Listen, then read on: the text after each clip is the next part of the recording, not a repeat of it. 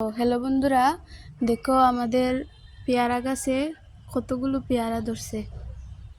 দাঁড়াও দেখাইতেছে।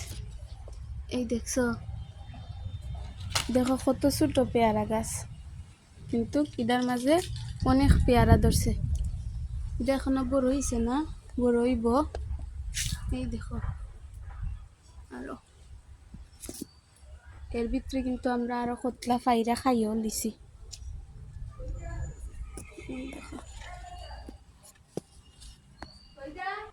তো এটাও কিন্তু আমার আম্মার শখের একটা গাছ, পেয়ারা গাছ।